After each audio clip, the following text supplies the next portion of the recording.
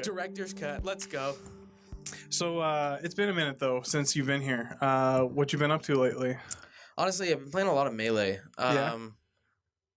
Just grinding the tournaments. The PM scene is not as big as I'd like it to be, and there's no real PM brackets around where I live in North Seattle Okay. that are easy to get to, other than GameClicks when it was still live. Rip GameClicks, man. I love that place. So Has there been any new news on GameClicks? Because I know I have. They were talking about potentially reopening it and running brackets again, but after the theft and all that stuff, have you heard anything from Chris? I haven't heard anything personally from Chris. I talked to him on the last day I was there, and we had a conversation about like where he could move to and if he wanted to even keep running Smash Bros brackets besides Wii U brackets, because that is still a thing with him. Yeah. He's going to be running Smash Wii U for Northwest Majors, I believe. Maybe it's not Northwest Majors, but it's like some upcoming fighting game. One of his Slugfest. Slugfest, yeah, that's the one. Yeah. So I know he's running those, but he hasn't been putting Melee or Project M in the scene. So. Yeah. Well, there, if you followed the Facebook drama on New World Order, then that might be a explanation for that. Or plus they'll that problem they had up there. Yeah. But other than that, like what else is going on in your world? Just work, man, grinding, hanging out with buddies. Yeah. Nothing too crazy going on right now. You still enjoying the jersey? I haven't even gotten a chance to wear the jersey What? yet. We haven't had a PM big thing going on, which I need to shout out. Everybody's got to come out to this. What is it, June 8th? July 8th. July 8th. ePG's own are hosting a fantastic tournament. It's going to be popping. We're going to get some out-of-region players coming down, but it's going to be filthy. Yeah, we got to get on that grind. I'm actually hoping I got to go talk to him, but I want to go and get Just out here. Just from Colorado, yeah. He remember when he was over here? He was never got a chance to meet him. He was great. He used to tear it up when he first came in here. Him and Seabrick were just like some sort of hurricane. They were like the bane of everyone when they first came in. They were just they were tearing it up. No one knew how to deal with them. They kind of got a handle of Seabrick, especially after Mario got that nerf in 3.6. Yeah, well deserved. But he continued to tear it up. But he went back to Colorado, and I think now he's actually top in the state, if I'm not mistaken, or something close to that. What I heard was he is currently not power ranked, but every tournament he goes to, he wins. Oh, okay. So it's just due to inactivity. But if he did go, then he would be number one. Oh, that's why we need to try to rope him back in. Yeah, shout outs to Otto. To Otto. Yeah. Well, we haven't seen him in a while either. I don't even know what he's up to. I think he's just focusing on school, and I think he still goes to some like Melee tournaments, but he doesn't. I don't. Hand pains. Yeah, what was that one tournament recently that he canceled from? It was like a few weeks out, and he decided not to go because of those problems. Not quite sure. I couldn't say. It was I think it was a few months ago maybe, and I haven't heard anything from Otto since then, but. But it's sad, like some of those local legends when we were first getting into all this, they're now, I don't even know. They're elsewhere. They're elsewhere. The crooked claws got them, man. So I'm gonna go. I don't know that much of your back history, so I want to go and ask you. And this is not just for me, but other people who might be in the scene, people who might look up to you, Chief, as a sheik in the area. That's a kappa, but let's go on. So when did you first get into Smash? All right, man. Like when did you get roped into this party game that destroys friendships? It really does. Well, I guess I've always liked the game. Yeah. I've always played the game, not competitively, but since Melee came out, fun fact, I hate the Ice Climbers. But I used to be an Ice Climbers main back when I first started. So do you hate them because you know how ridiculous they can be in Melee? Yes. Just wobble everyone to death? It's the wobble, man. It really gets me. It's not fun. But fast forward a little bit, you know, high school comes around. My brother actually, shout outs to _diesel. He went to his first tournament with his buddy. Okay. And they went to a tournament at Seattle Pacific University, I believe. And he was telling me how fun it was. He got a commentator set, which was dope, because he didn't know anybody. Yeah. And I listened, and I was like, wow, that's so dope, man. I kind of want to try this.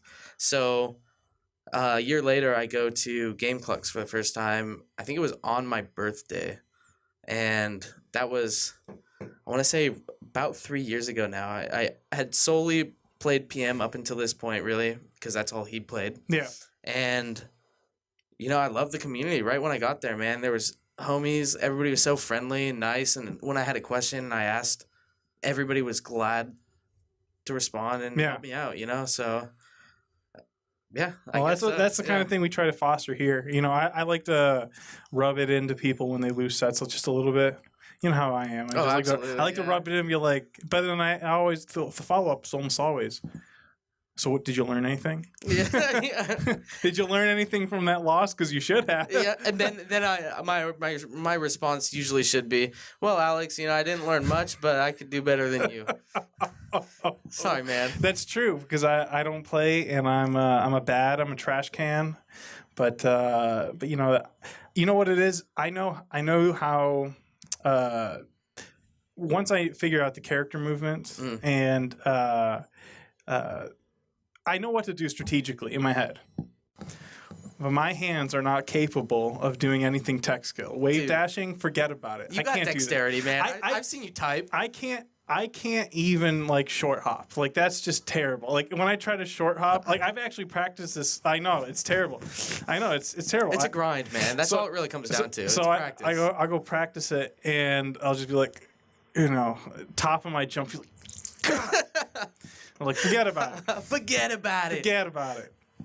Oh man, but yeah, no, it all started, man, and I gotta say, once I went to the first tournament, there's no looking back, man. It's such a blast. And so, on your first tournament, did you enter, or were you just playing friendlies, or just kind of spectating? No, I definitely entered. No, absolutely. And I recommend anybody that's never been to a tournament that watches this, just go, and you might. Well, you won't. You will get bodied, but definitely ask for help, man. People are glad to help you out, and it's so fun. Even if you do go 0-2, I mean, what's a couple bucks for some fun? That's how I look at it. And that's true. And at least for again our tournaments, when we can, we can allow this depending on how many people are here. Last week we had 29 people for Project M, so wow. we had to kind of shuffle people out for Melee and switch those setups over, but. After bracket, we try to get everyone to play some friendlies, or at least kind of do warm-ups and stuff like that, friendly stuff afterwards, just kind of practice their game, get some more experience with the player. And just like in GameClicks, when you had that same experience, we try to encourage people, kind of getting people to say, hey, this is what you did wrong. Mm-hmm. This is what you can do to get better. And it's just one of those things where it just takes time, and you have to be patient. And after X amount of time, you'll be at least somewhat better. Yeah. It just depends on how serious you take it and how far you want to go. I mean, if you look at Forest Fire or John over the past year, such improvement. Yeah, it's actually insane, and it's more insane. If you look back at our clips, we have. I don't know how many there is. I think the first year we had 800 and something clips. Second year we had the last 2 years we had 1,200 clips, and I think we're now on to 500 for this year. And if you go and you look back at all those VODs, which is a pain to go and try to sort through. It's fun though if you cherry pick certain people and you look at the progression over time. It's just kind of fun to see just the evolution of how the characters are played too. Usually when they're first starting off, they're very slow. They're not teching a lot. They're just making, very basic moves. And then you see them over time get the character movement gets faster. They learn how to wave dash. They learn some of the tricks of their specific character moveset. And then you start seeing them implement that strategy when they're starting to learn how to avoid certain traps and combos and things like that. And it just becomes it's beautiful in some sense, just because you're just seeing this progression over a long period of time, and we're lucky enough to have like pretty much all our tournaments, VODed, recorded every single time, and so we can always look back and see that, and that's why it's going to be interesting. When we make in the future, like anniversary videos, we could that's gonna be so beautiful. Yeah, we could like pull like a combo video of just like someone's like a highlight reel, I guess, of someone's progression over like the 3, 4, 5 years at ePG. Let's see if they went from being a trash can to a demigod. Can, yeah, and you can really tell when all you gotta do is look at the player cam after the combo. If they pop off on a combo you don't think looks very cool or isn't very cool. At the time, probably for them, it's really good for them, But at the end of the 5 years, that same combo, they'll just not react at all. And then they'll react to something that they actually can do that is filthy. Yeah, because it's new, It's like once you've mastered some sort of combo or just the art of playing a specific player or character or whatever, it gets repetitive. It's like watching in our weeklies for like the year, or I guess a year ago, watching Bladewise and Silent Wolf in grand finals every single time. We know what every single week for like a year, maybe a little bit more than that. You get used to the moves that are coming. You know what's coming. Eventually it's like, okay, we've seen this like a billion times before. Let's come on, let's see something else. But that's just how it is sometimes. I don't know, man. Recently, man, Teddy's been popping off, dude. He's been winning a lot of tournaments, and if Silent Wolf was to come back, I'm really curious to see what the outcome would be. I mean, that's true, but I don't know. I mean, in Project M, like in Melee, sure. Both. But Project M, I don't know. Like, I think Project M, Silent Wolf would still have a little bit more of adjustment because he didn't play Project M as much as he played Melee. Yeah. And, whenever we had like a new Melee player that had kind of like a new style or something, sometimes that would trip up Silent Wolf and they would beat him. And and with his hand injury and everything, I don't know if he's practiced that much recently. I don't see it happening, but that was just, I mean, it would be a nice thought to see, but, how many more grand finals of Silent Wolf Played-wise do you want to see? But, you never know. Maybe Aki. Aki or Chevy, if Chevy really starts, like, keeping that, like some days Chevy, he pops off, and he's just, like, he's just amazing. And it's just that consistency I wish I saw every single time. Because it's so hard to be that consistent. I was actually just talking to Oreo about how do you be that consistent all the time? Yeah, like it's really unfathomable. Like I feel like you can't just be that mentally prepared every single game you play. And Silent Wolf is. Yeah, exactly. And the top players, it blows my mind at how amazing they can be at one single game. Yeah. So, props to everybody that can be doing it. At going back to Bladewise, and how he's been winning a lot, he's a goddamn IBM computer, man. He machine learns people, man. If you beat him once, he gets real salt about it. He'll look back at the VODs. He'll take his time. He'll learn your strategy. Sometimes even he'll just give like a game or two, just so he can learn you. And then he comes back and he just grinds you and grinds you. He just gets you always into the neutral, and then eventually he just traps you and grinds you to death. And then you just like, what am I doing? Yeah, no, it's really a mental game. Yeah. Really, it's nuts. It's pretty crazy. So is there anyone in the Smash community, looking up to, good players as we're watching, Armada and Mango here? Is there any players in the Smash community that you look up to, like, as a player to kind of emulate, either in strategy or style or skill? Or it's interesting. So, like, as a Sheik main, there's not, I want to say there's not that many high-level Sheik mains. And obviously I'm looking up to, like, the Melee players to emulate because in Project M there's even less of the Sheik mains.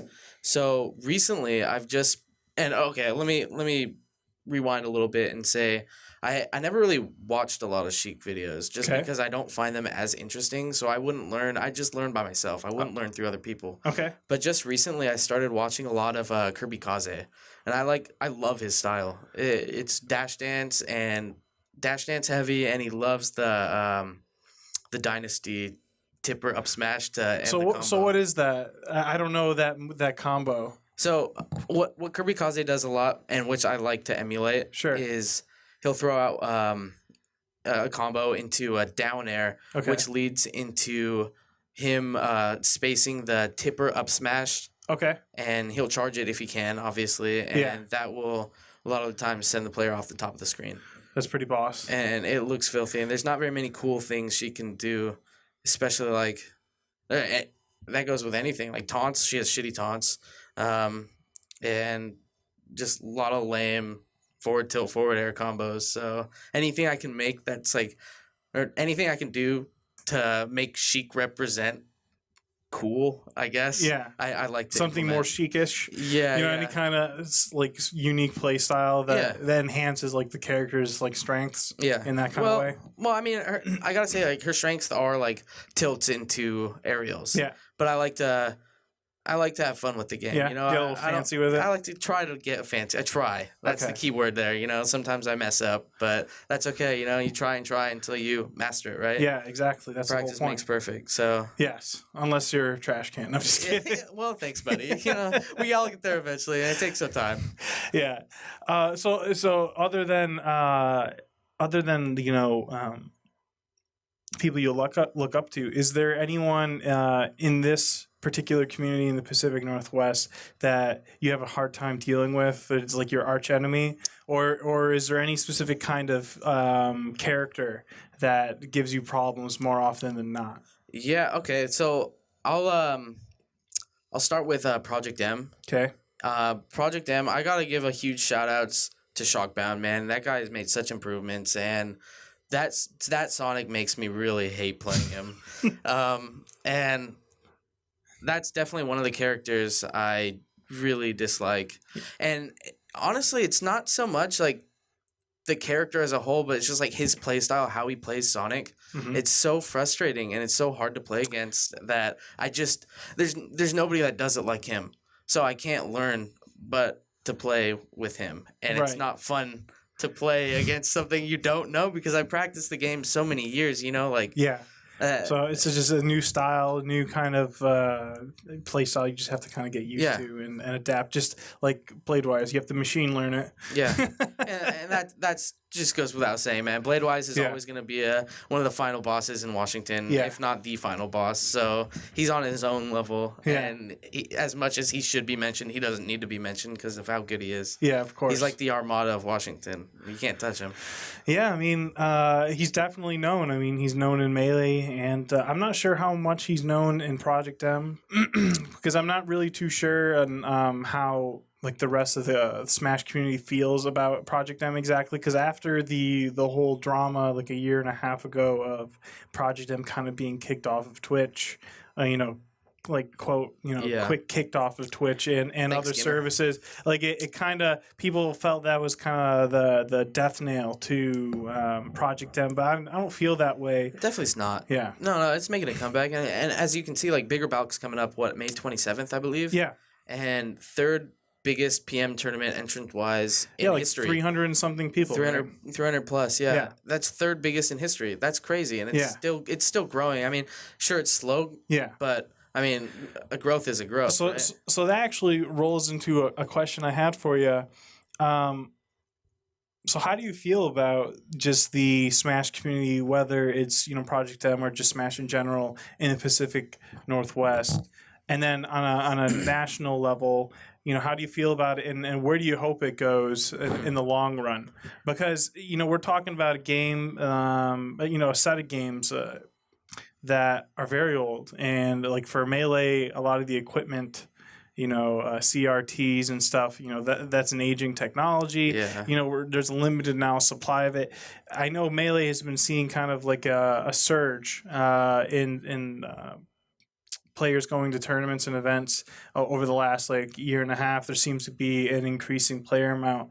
I'm not too sure on Project M. I know that we were just discussing like 305 doesn't like when you talk about that number compared to like let's say Evo like 2,500 people. They're so skewed though. I mean, you can't really compare the two. Yeah, it's tough. But so how do you feel about just like the scene in general, whether it's Pacific Northwest or just in in general as a whole? Well, I want to say it's like it might be stagnating a little bit, and I think that's due to maybe players not feeling comfortable. That's a tricky question because I mean, like you said, CRTs are dying, right? Yeah. And I don't think that is going to be the issue, because net play is a thing now, and people have more access to play the game on a monitor. But for PM in Pacific Northwest, it's stagnating a little bit. There's not as big of a growth as there used to be, I'd say, within the past 6 months. And that actually got me to thinking, last time I was at ePG here, I saw a couple new faces that I'd never seen before. And in the Pacific Northwest, we have such a tight-knit PM group that everybody knows each other. Everybody's so friendly with each other. And the few people that didn't know anybody weren't included as much as they should have been, I thought. So I think what it really comes down to is involving the people that are new faces that aren't as included. Yeah, and I agree with you. And I think it's for us. I think it's a little bit tough when we're running our tournaments, just because it's a Thursday night. We're trying to get it pushed through, and I think I think ESS. They do it a little bit better because they do have the amateur bracket, and they do run it on a Sunday. So because they have more time, right? And that's what I was going to say is it's on a Sunday and there's more time, and so you can rope in those newer players. Over here, it's a little bit more harsh. Yeah. We have consistently like 7 or 8 of the top 10. Yeah, I saw that. we consistently have like 7 or 8 of the top PR. In our brackets every week. Yeah. And so if you're a new player... it's rough, dude. Yeah. You don't want to play after you get beat that badly by every single person in the house. You sit down and play friendly with somebody, you're like, this guy can't be as good as the last person. Oh, shit, he's better. Okay, moving on. This guy can't be as good. Oh, it's Chevy. Yeah, I don't know Chevy. Oh, shit, I got completely butt raped. It's bad. That's how it is sometimes, though. Most people we hear this story over and over again. Though I was the best of my friends, so I thought I'd go to a tournament and see how it is, and then you get slammed, and you're like, okay, I'm not anything. I got to go and do work. Yeah. Oh, that's kind of like any sport. Yeah. Esport or sport. You could come from a small town, you're the best basketball player, and then you go to your college and you're like, I'm the best, obviously, I can dunk. And you go up against guys that are dunking from the free throw line when you can only dunk by sitting under the hoop, Yeah. It goes with every game. So like continuing on, so what are your hopes for Smash as a competitive scene in esports? Because esports is growing. Like in the United States, it's an industry now that it's growing. I don't know the exact numbers, but it's supposed to grow significantly. It's gonna be $1 billion industry within the next few years. So where would you like to see Smash kind of fit into that, and if Project M can get rolled into that without much, I guess, flack from Nintendo? Yeah, for obviously when sponsorships and advertisers start really solidifying in the esports scene, we're gonna start maybe even seeing Project M kind of get squeezed out. So aside, putting that on the side, Smash as a whole, what do you hope for in this kind of evolving and growing esports environment? Would you like to see it on TV, on absolutely. ESPN, and everything? How large and how crazy would you like to see it? Well, I love the game, man. Yeah. I play the game competitively, so obviously I'd like to see it as big as it can get. You know, Yeah. I would love to see it as big as a Super Bowl. Realistically, Ooh. that's not going to happen right now. Maybe. You never know. You know, in Korea, you know, in South Korea, they have those StarCraft 2 tournaments where they've got entire stadiums full of people. Well, and the crazy part is, like, StarCraft in Korea is their national sport. It is. And that's what I would love to see for America. If it's not Smash, or if it's not a fighting game, any game I would love to see as a national sport, or maybe whoever decides what the national sport is, whatever gets accepted by society. Exactly. Yeah. I would love to see them create a national sport, national physical sport, as well as a national esport. You know, I have both of them in the same category. Kind of exist side by side. So you have all the jocks playing normal sports, and you have all the nerds playing competitive esports, and they're all making bank. Bucks. Yeah, dude. Exactly. Well, at least, you know, that's actually a good question. Because in normal sports, for the most part, they don't make any money. They're just athletes. They don't make that money until they get recruited or drafted by a team on outside of college. So I wonder if that, you know, if that's a potential hazard, or maybe that's a conversation that'll have to be rehad in the traditional sports scene, because right now in esports there are like college teams that are kind of popping up, but they win their money and they have they get their funds. But I wonder if the rules will eventually change, where, you know, players are put really more at a disadvantage and they don't get any of the prize winning. So that is something, I guess, to caution towards. But let's hope that doesn't turn out the way, you know, that traditional sports did, because, you know, you could pay down, you win a few tournaments, especially like big top tournaments. Like, I don't know what the prize pool here was at Royal Flush here, but big bucks, dude. I'm sure. But you know, if you're going to college and let's say you got like $40,000 in loans, you win a few, you know, major tournaments, you know, might be able to down pay that, you know, that debt quite a bit. I know in we had that Dota tournament here in the summer. It was like a few $1 million was the prize payout for over 10 million. Yeah. And I think I forgot how much went to the first team, but I mean, still, it's absolutely ridiculous. And as like people coming up from their teens into the college, and they're more there's a lot more gamers out there than, you know, there were before. It's going to be interesting to see how that all turns out, especially with, you know, Twitch, YouTube, everything's rolling out streaming services for gamers. It's becoming a monetized and advertised, you know, genre of media. And seeing how all that fleshes out over the next like 5 years is going to be very interesting. And I think for us over at ePG, you know, like doing this podcast is a way for us to kind of insert ourselves into that. And I hope for us that we can grow and do some better things, especially out here in the Pacific Northwest, because I do agree with you. It is kind of stagnant a little bit. Yeah. We've seen a few faces kind of fall to the wayside. Like one person we haven't seen in a good while is Brandon. You know, we haven't seen our hungry head crab for a while. ePG's own. Yeah, we see Chevy all the time, but, you know, I don't see Brandon. So we actually still have his jersey over here. Is that right? Yeah. Wow, he really hasn't been around. Yeah. So you know, I guess we're just gonna have to see, you know, where to go. You know, it's an interesting thing, because I don't know. It just seems like there just needs to be like more community. There just needs to be more like community people talking. You know, there needs to be more chatter, more activity. It just seems like it's just quiet. Yeah, and I just don't really know what the best way to get others involved into the community is. Yeah, and a podcast is definitely a start. Well, you know, let's go and ask the question. Hello, community. Yes. What can we do to make the community less stagnant and more epic and more fun? You can leave your comments and likes on the bottom of the page.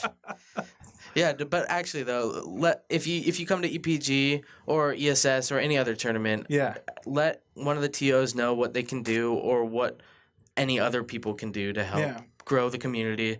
And any player, honestly, especially PM players, because the community is so small, we all would love to see it thrive. Yeah, for sure. I mean, I'd like to get out of here sometime and get like long term. I'd like to get our own venue, like our own place slash arena, like kind of spot where we could host events. I mean, Yeah. that would be. I mean, not small events. I mean, like Large. medium size events, medium large size events. That would just be epic. That would Yep. just be epic. Well, you got Nemesis coming up, man.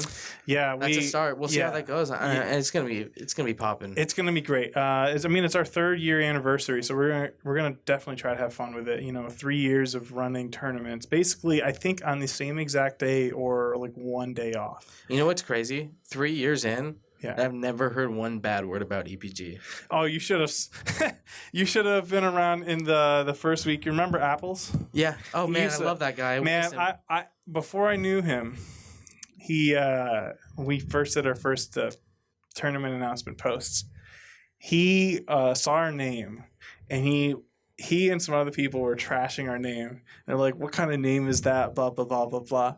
And I remember I was like, "Oh, who is this guy?" And he came to our tournament. It was like he didn't win it, did he? Nah, he did good, but I don't remember. We could look back at the challenge. We have it. He came by, and after we got to know him, I was like, okay, you're cool, and he, everything was all happy and fun. But I just remember in the beginning though, when we first put it out, everyone was ridiculing the name. It was like, but that's the whole point. It's like a half serious but half funny. Like we like to have fun here. We like to not be dicks to one another. Yeah, definitely. But when we get to the game, especially if we're playing in a tournament, or if when we were raiding in WoW back in the day and doing heroic dungeons, it's serious business. Yeah, it's like when it's game time, it's serious there's business. No bathroom breaks here. Yeah, there's no bathroom breaks here. We go, and you wipe. Come back, go. Like no breaks. Man, if too much. If we're not back up fighting that boss in 30 seconds, well, we've got a problem. But dude, I gotta say that I would die to play WoW or any MMO. I just can't find myself to do it anymore.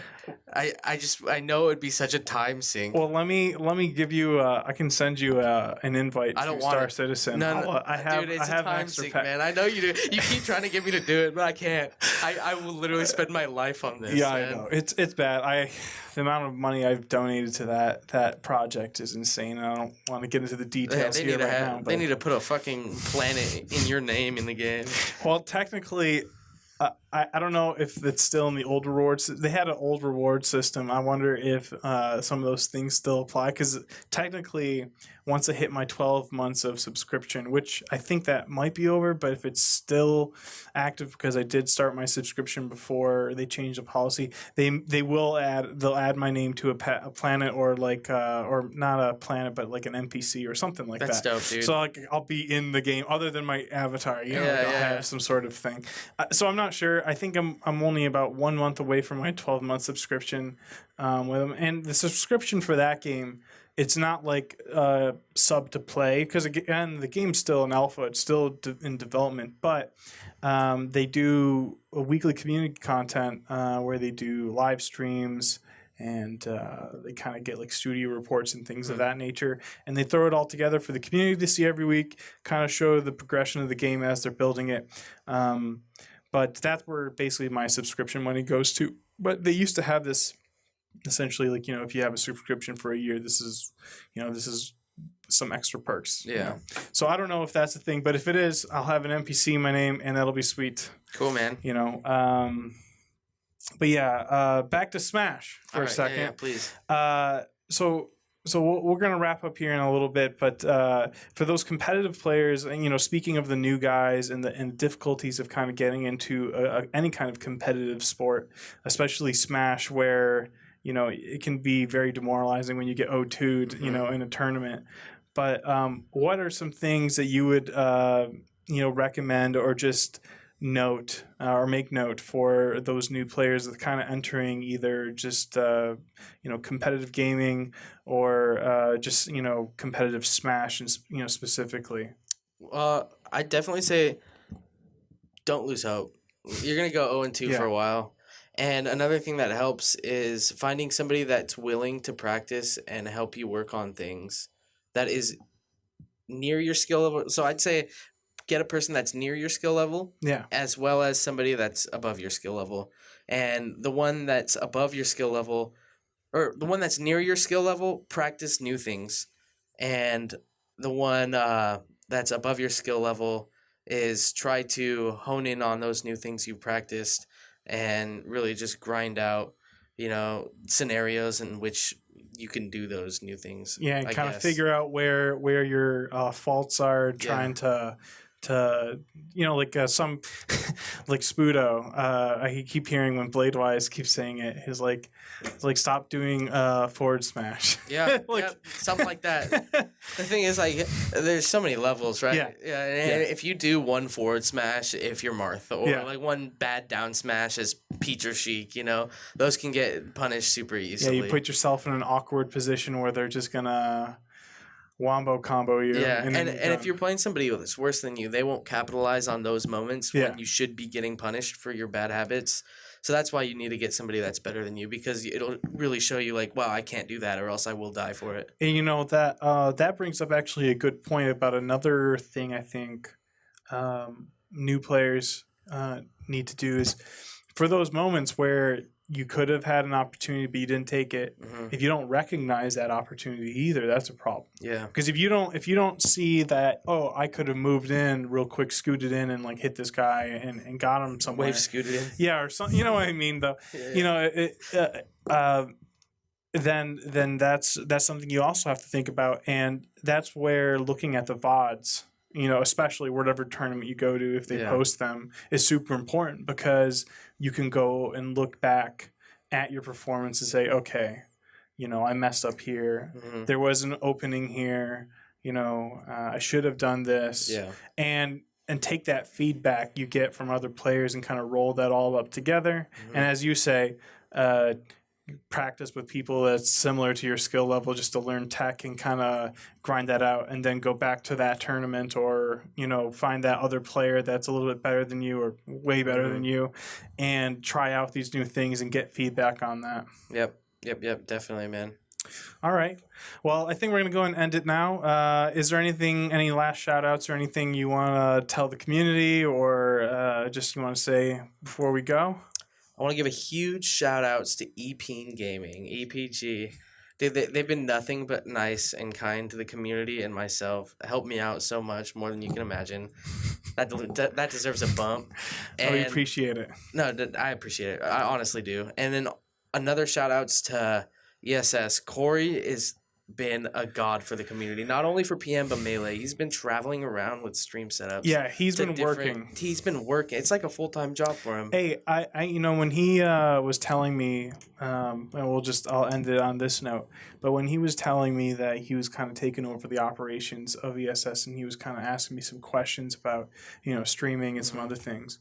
One of the things I told him, and he can verify this when he listens to this, is that it's a lot of work, and it doesn't get any easier, because the more you do, the more you want to do, or anything you try to do, it's going to be, it's going to take some sort of effort. And in this kind of environment where we have like these reoccurring weeklies and we have reoccurring tasks, it becomes difficult. And so it's a tough game, but you'll be surprised, actually. I don't know if you know this, but the esports scene is pretty small. Like, the TOs and stuff like that. Yeah. It's a pretty small scene, but in a few years we'll see where that goes.